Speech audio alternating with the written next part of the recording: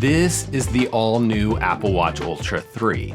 I've been using it for a little bit less than a week, but I've been able to do a little open water swimming, lap swimming, mountain biking. I actually got out on the road bike for a little bit, and of course, I ran trails with this all-new device from Apple. And we can talk about how the Apple Watch Ultra 3 has done on all of those tasks. We can look at the data accuracy of the heart rate, as well as GPS tracks. But the truth be told, I think that there's a lot more interesting features that have been updated or changed to the Apple Watch Ultra series of devices that I'd like to dive into first.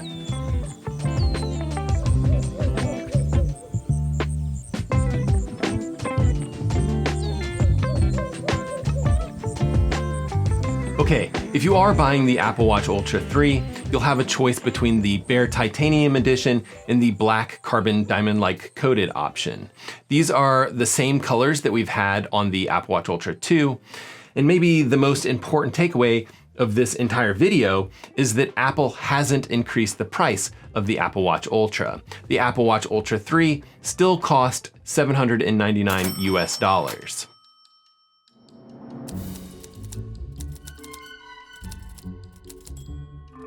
Now, last year, Apple had a bit of a minor issue with the Apple Watch Series 10 getting a bigger screen, and with the 46mm edition of that watch, it actually was both bigger and having a wider viewing angle than the Apple Watch Ultra 2. The same Apple Watch Ultra 2 that cost almost twice the price of that Series 10 device. So Apple has increased the size of the screen on this Apple Watch Ultra 3 and gave it that same similar wide-angle OLED always-on Retina display tech that was on the Apple Watch Series 10 and is now on the Apple Watch Series 11. And then that display can reach up to 3000 nits of brightness, and it has the same ability to show a few more subtle animations, like showing the seconds hand on the watch face. The watch also uses the same sapphire front crystal, which I found to be extremely durable, and it has the same WR100 water resistance rating and IP6X dust and water resistant rating.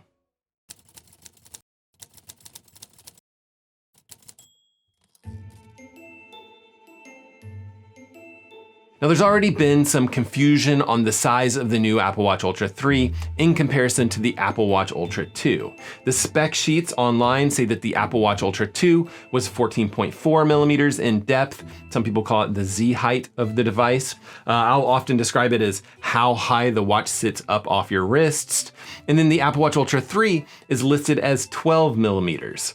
But slow your roll. These two watches have the exact same depth. The watch body is completely identical in shape. Here, check this out. Here's the Apple Watch Ultra 1, the Apple Watch Ultra 2 in black, and then the Apple Watch Ultra 3 also in black. And they look pretty similar. If we look at them from the side here, the Apple Watch Ultra 3 definitely isn't 2 millimeters or 14% shorter or less depth. That'd be absolutely huge. I would definitely be singing Apple's praises from the rooftops. I always tend to say on these videos that it's the depth or how high they sit up and away from the wrist that really makes these watches feel bulky. The whoops of the tech specs was due to the fact that Apple has always measured watches without that curved optical heart rate sensor bump. That is, up until the Apple Watch Ultra. When they ended up measuring that device, they ended up including that raised dome. Now, Apple thinks that it should be measured without the dome. I think that it should be measured with the dome. I'm cool with agreeing to disagree here in the hopes that we can at least find a consistent measurement protocol to avoid any confusion. But then there's also not much change to the actual weight of this device as far as I can tell. And I know that some people will be slightly disappointed that the Apple Watch Ultra still very much looks like an Apple Watch Ultra, with most of the visible changes being this larger screen size, which, I think if we're honest with ourselves, it's at least extremely hard for me to notice or distinguish between these two devices.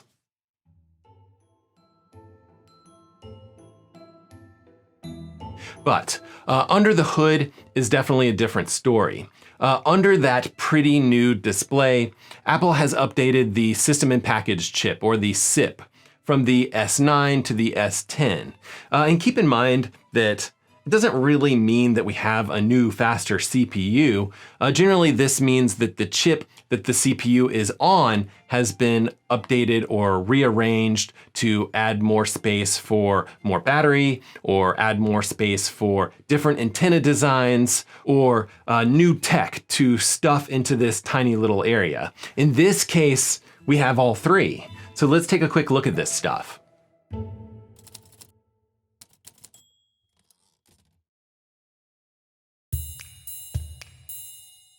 The Apple Watch Ultra 3 now gets 5G connectivity, and I think that this is 5G RedCap, but Apple doesn't actually say that anywhere. There's a lot of benefits here if that's the case. Yes, the speeds can be about 10 times faster, but it's also a lower latency connection, which is extremely helpful for any sorts of real-time communication. LTE is something like 30 to 50 milliseconds of latency, whereas 5G is typically more like 10 to 20 milliseconds of latency. And then 5G also has additional security built into it. The protocols that they use are just a little bit more secure, which is fantastic. But I actually think that one of the biggest advantages is the increase to power efficiency with this chipset, which I think is actually super important for any sort of device that's marketed as an adventure GPS-driven watch. Now, the new internal design also includes a new antenna architecture. The design is intended to provide better cellular coverage in areas with weaker reception. And then if the reception gets really weak, as in non-existent, the Apple Watch Ultra 3 has a new satellite connectivity option. So let's say that you're out cycling up a mountain and there is 0 cellular or Wi-Fi options up there. And of course you left your phone at home, but you have your trusty Apple Watch Ultra 3. And then let's also say that you have a flat tire. Actually, we should probably say that you have some sort of more severe mechanical issue on the roadside. Well, with satellite connectivity, you can do two things. First, you can send a message saying you've got an issue. Second, you can actually send your location, which is really gonna be helpful. But let's say, for example, that instead of a mechanical, it was a much more serious situation, a bike crash, for example. What's nice here is the Apple Watch Ultra 3 can send an SOS message over satellite connectivity. Now, I'm not gonna dial 911 here for you guys, but when I was at the Apple campus, they did demo a real SOS call, which was actually pretty cool to see. So check this out. She's just dialed 911 and there's no cellular connection and no Wi-Fi connection. On the very bottom of the watch here, you see this kind of green pill here.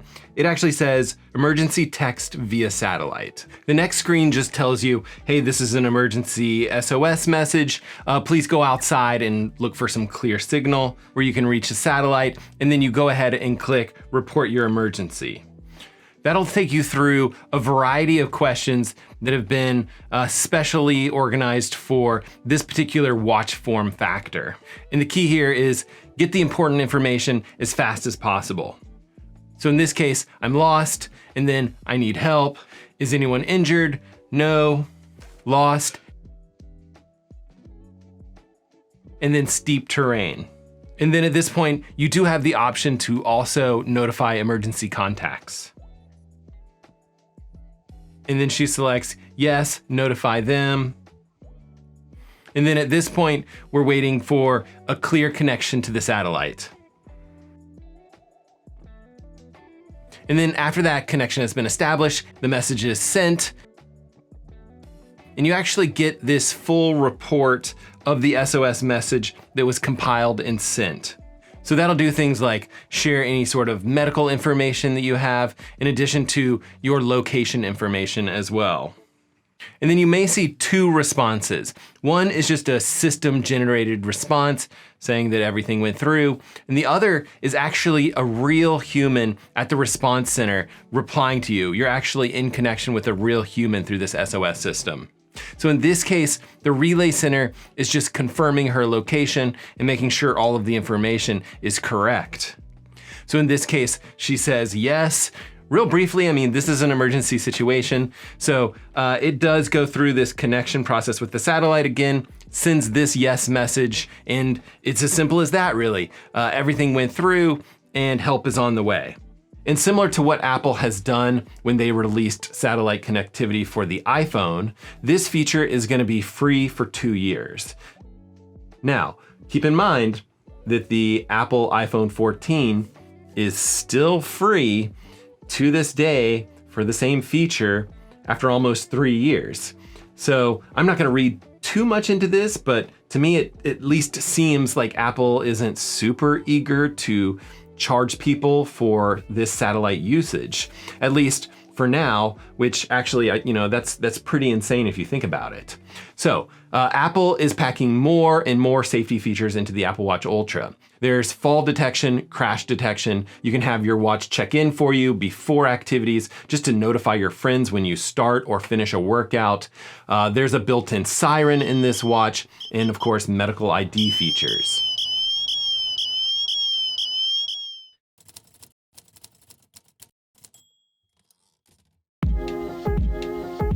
Okay, so we have new internals and new features. What's the hit gonna be to battery life?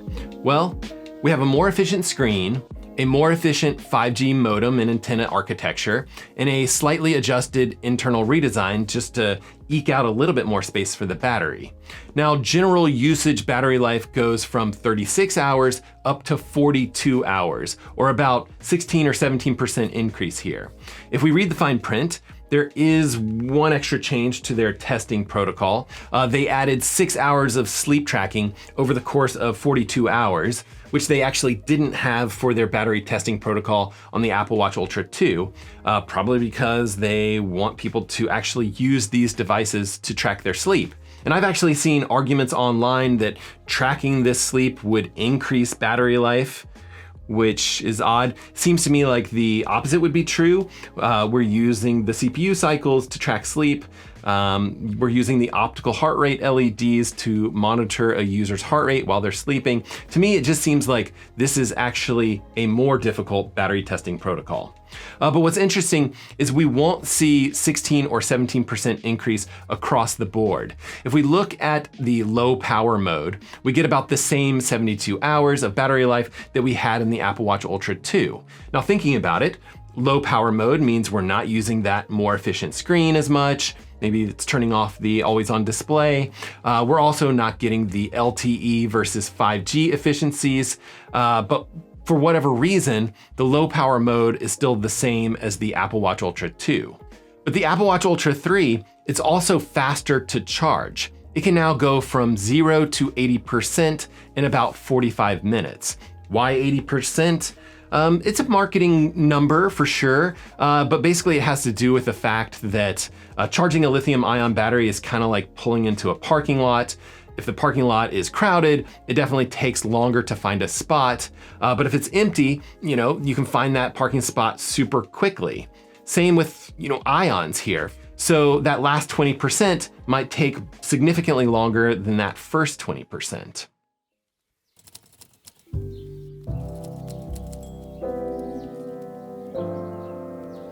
Now, Apple also announced a new sleep score. I've seen similar scores on other devices, and I actually like the simplicity of it, but this score combines the duration of sleep, how consistent your bedtime is, and the nighttime interruptions, AKA, maybe you have kids that hate seeing you get a decent night of sleep.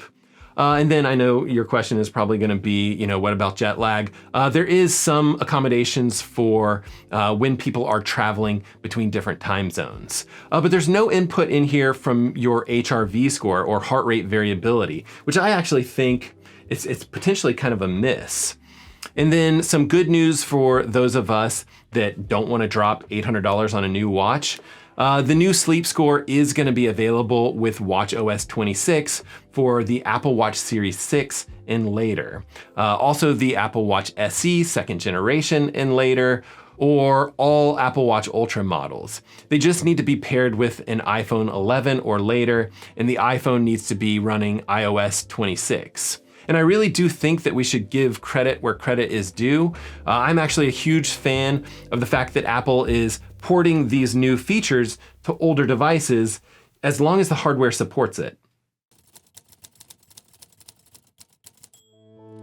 Now, another new feature that's going to be available on additional devices is hypertension notifications or blood pressure alerts. And this is for the Apple Watch Series 9 and later, and the Apple Watch Ultra 2 and later. Again, running watchOS 26. And when I say blood pressure alerts, I don't want you guys to get confused with the type of data that you might get from like a blood pressure cuff that inflates around your arm. This isn't a tool that's gonna run randomly and just end up giving you a specific diastolic or systolic number each day. This is much more similar to the sleep apnea detection, if you actually remember that, where it's gonna monitor you for a few weeks and then give you an alert if it thinks that you should possibly consult your doctor about hypertension. Now, this feature is for people 22 years of age and older who have not already been diagnosed with high blood pressure. And it's also not meant to be used during pregnancy.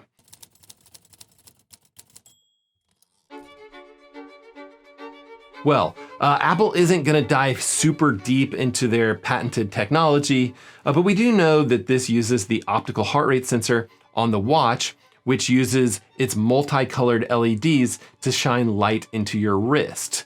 These heart rate sensors work by illuminating the skin and then measuring the changes of light that's absorbed. And this technology, the fancy term for this technology is photoplasmography. And technically, it doesn't have to be on your wrist. This is actually the same tech that's used in the new AirPod Pro 3s that get your heart rate in your ear. And just as an aside, I was super impressed with the heart rate accuracy that I was seeing from that device. But these types of sensors detect blood volume changes in the microvascular bed of any tissue. So we can see the heartbeat and we can see changes in the vascular tissue. So in theory, we should be able to use this fancy light tool and we should be able to look for people with stiffer blood vessels. So the heart beats and the blood vessels dilate a little bit. In chronic hypertension or high blood pressure is when the force of blood against your artery walls is consistently too high. Now, I'm guessing that the real truth here as to how this works is that Apple is just throwing a hell of a lot of data at the problem. And you do that to figure out what their sensors are seeing and how it correlates to hypertension. Machine learning algorithms absolutely love tons of data points. And Apple has nothing if not a ton of health data to work with. And this hypertension alert feature was built using what Apple has learned from over 100,000 participants. And then this particular study, the one used to validate this particular tool, had about 2,229 participants.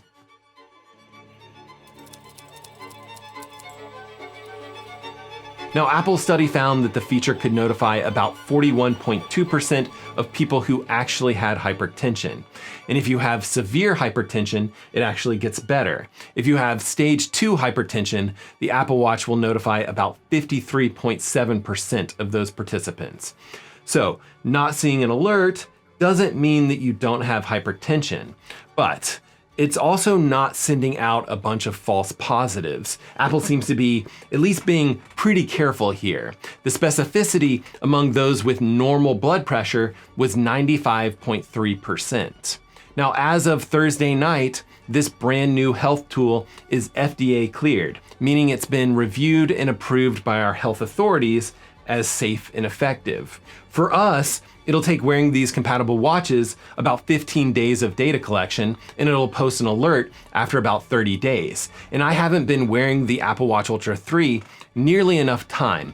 But this is the type of new health tech and the kind of thing that I do really enjoy diving into. Plus, my blood pressure's not great. So be sure to let me know if you guys want some sort of more in-depth video about this specific feature on my channel in the future.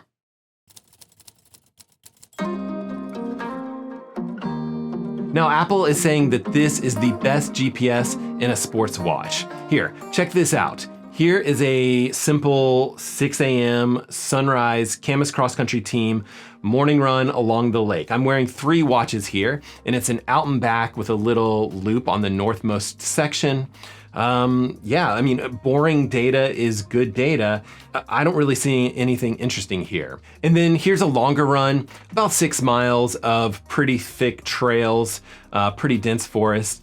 And again, 3 watches here, really not a lot of problems. Again, boring data is good data. I actually think that a harder test is open water swimming, where the GPS watch, while swimming freestyle, is constantly going in and out of the water. And then keep in mind that GPS signals don't really work after a certain depth in the water. It's generally only like 1 to 2 feet, and you'll get absolutely no GPS signal whatsoever.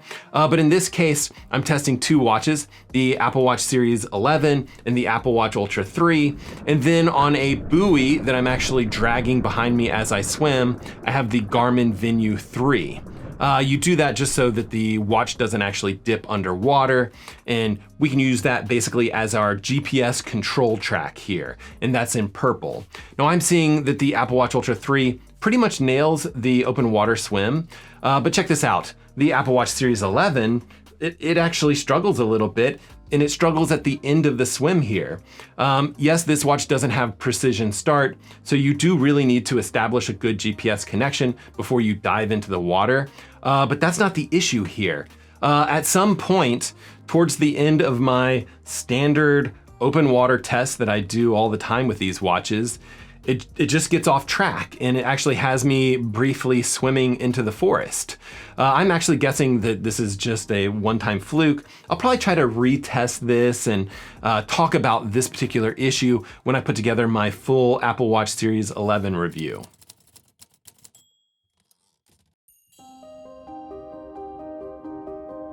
And then heart rate accuracy has also been boring. Boringly amazing, if that's a thing. Here is a longer run, and the heart rate data is right in line with the best watches that we've ever tested on this channel. It tracks really nicely with the ECG style chest strap. Here is a shorter run. That's that same early morning run that I did a little while ago. And again, no real issues here for the Apple Watch Ultra 3. But the workout app has been updated in watchOS 26, and it now includes a new workout buddy feature. I actually like it quite a bit. It's basically a very positive AI persona based on some of the Apple Fitness Plus instructors. They'll give you, random metrics throughout your workout, and they'll summarize your athletic activity. Your outdoor run.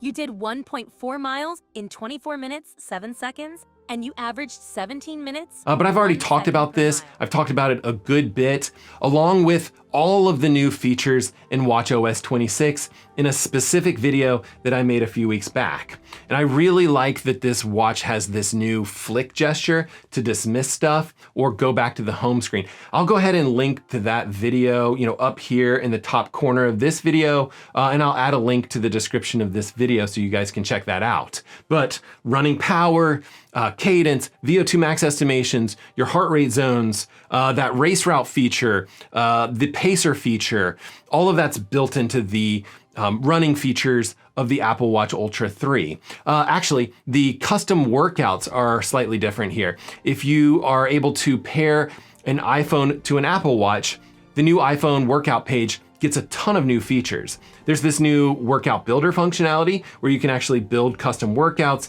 and it automatically syncs it over to your Apple Watch. You can even send those custom workouts to your buddies if they have Apple Watches, which is actually a feature that I'm actually going to be using with some of the athletes that I coach.